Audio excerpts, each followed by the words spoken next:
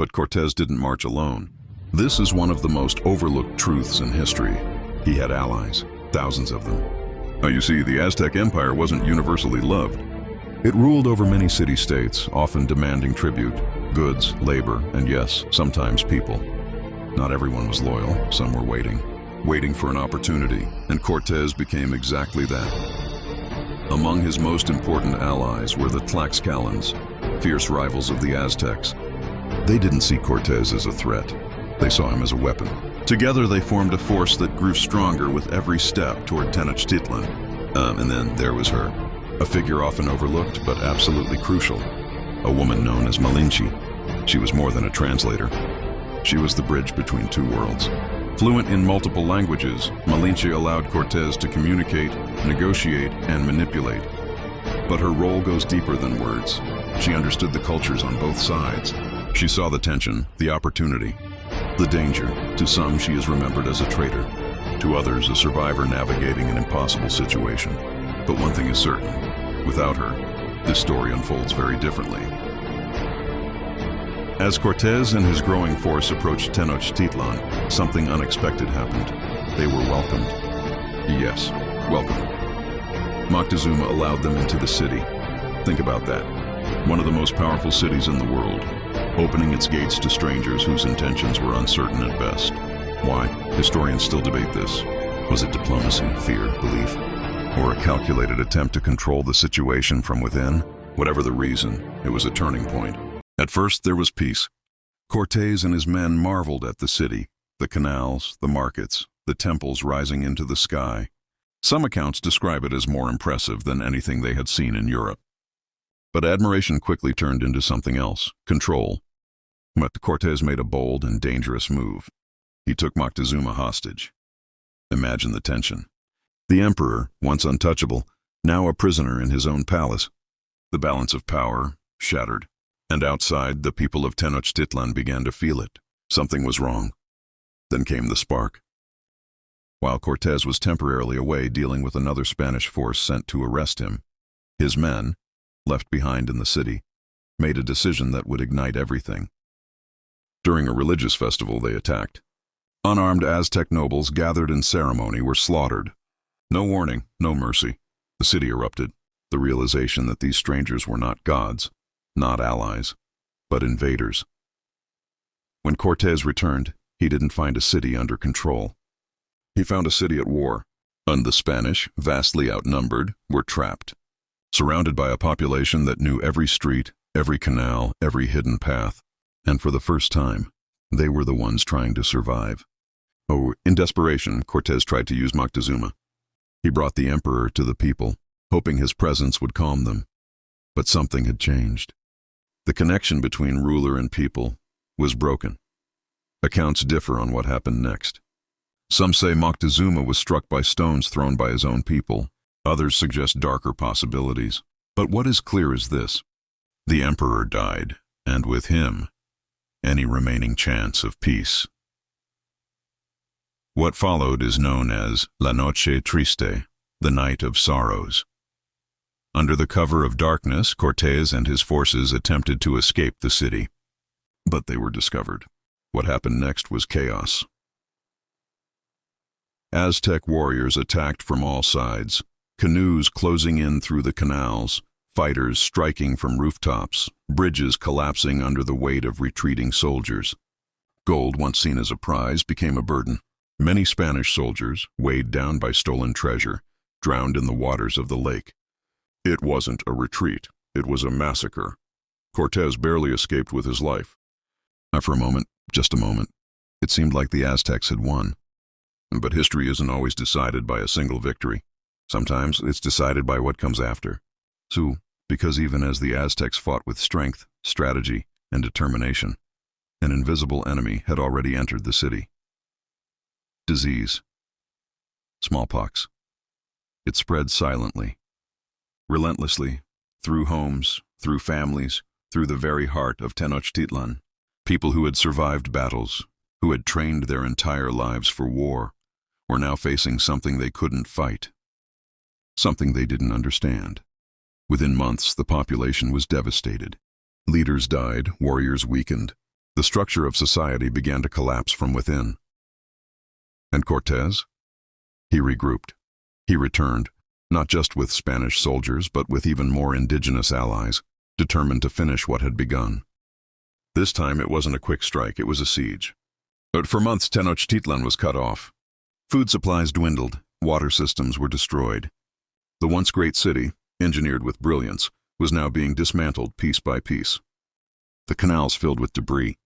The temples, once symbols of power, became battlegrounds. The streets turned into lines of survival. And still, they resisted. And even in the face of starvation, disease, and overwhelming force, the Aztecs didn't simply surrender. They fought until the very end. In 1521, Tenochtitlan fell. But here's the part most people don't think about. A city can be destroyed. An empire can collapse. But a civilization? That's much harder to erase. Because even as the stones of Tenochtitlan were torn down, something else remained. And the knowledge, the culture, the language, the people. The Spanish built over the ruins, literally constructing what is now Mexico City on top of the fallen capital. But beneath it, the past is still there, and every so often, it resurfaces. Artifacts unearthed, temples rediscovered, stories retold, each one a reminder that the Aztecs were never truly gone. They were transformed. And maybe that's the real story. Not just how they fell, but how they endured. And because what comes next is even more surprising. Not just what survived, but what was hidden. What if the Aztecs didn't just leave behind ruins, but messages, clues, fragments of knowledge deliberately embedded into stone, language, and tradition, waiting for a future world that would finally be ready to understand them? Because even after the scoot of Tenochtitlan, even after temples were buried and histories rewritten, the story didn't end. It went underground. For centuries, Mexico City stood tall, busy, loud, modern. Few people stopped to think about what lay beneath their feet. Until one day, the ground gave something back. In 1978, electrical workers digging in the heart of the city struck something solid. At first, it seemed like just another buried stone. But as more of it was revealed, it became clear this was no ordinary artifact. It was massive, carved, deliberate. What they had uncovered would become known as the Coyolxauhqui stone, a monumental sculpture depicting a dismembered goddess, rich with symbolism and meaning. This discovery didn't just reveal a piece of art, it revealed a location. Because the stone marked the base of something much larger, something long thought lost. The Templo Mayor, the very heart of Tenochtitlan. For centuries, it had been hidden, buried beneath colonial buildings, forgotten by design. But now, piece by piece, archaeologists began to uncover it again. Layer after layer, they found offerings, thousands of them. Artifacts placed with intention, jaguar bones, ceremonial knives, shells from distant oceans, objects that had traveled across vast distances just to be placed here. And this wasn't random, it was a map of connections, a network. The Aztecs weren't isolated. They were part of a vast web of trade, communication, and cultural exchange that stretched far beyond what many had imagined. Their world was bigger than we gave them credit for. And the deeper researchers dug, the more unsettling the discoveries became. Because some of these offerings weren't just symbolic. They were precise, aligned with celestial events, placed according to patterns that mirrored the sky. It suggested something extraordinary. The Aztecs weren't just observing the universe. They were encoding it. Think about that. Temples designed not just for worship, but as physical representations of cosmic order. Architecture as astronomy, stone as memory. And then there's the calendar.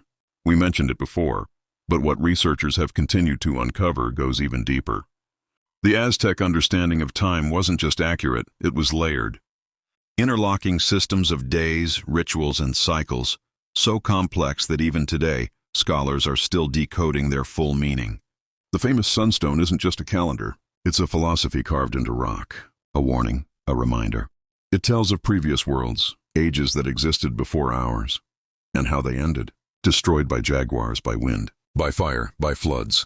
Each era wiped out and replaced. To the Aztecs, this world wasn't permanent. It was fragile, temporary, balanced on the edge of forces beyond human control. Sound familiar? Today, we talk about climate change, environmental collapse, the delicate balance of ecosystems. But centuries ago, the Aztecs were already thinking in cycles of destruction and renewal.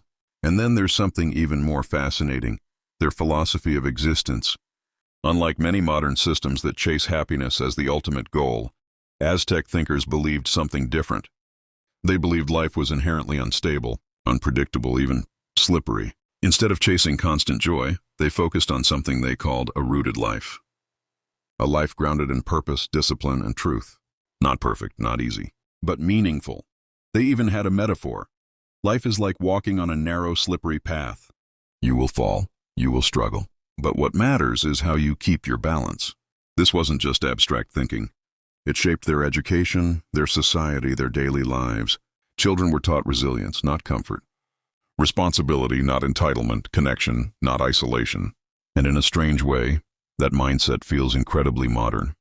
But perhaps the most shocking discovery of all isn't something buried in the ground. It's something still alive. The language. Nahuatl never disappeared. Despite conquest, despite suppression, despite centuries of change, it survived. Over 1 million people still speak it today. Words, expressions, ideas, passed down through generations, carrying fragments of an ancient worldview into the present. And it's not alone. Many indigenous traditions, beliefs, and practices still exist, blended into modern Mexican culture in ways that are easy to miss if you're not looking closely. Festivals, foods. Symbols, echoes of the Aztecs, hiding in plain sight. Even the city itself, Mexico City, is a living layer cake of history. Modern streets above, colonial structures below, and beneath that, the bones of Tenochtitlan. Sometimes, during construction projects, workers still uncover pieces of the past. A wall, a carving, a fragment of something older than memory. It's as if the city refuses to forget. And maybe that's the real legacy of the Aztecs. Not just what they built, not just what they knew, but what they understood. That civilizations rise and fall, that balance matters, that humans are part of something larger, not separate from it.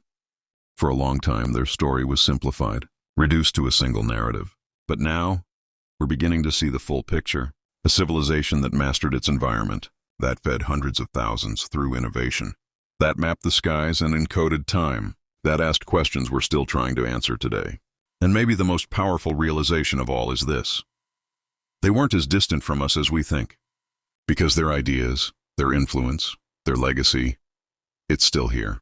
In the food you eat, in the words you speak, in the way we're starting to rethink our place in the world.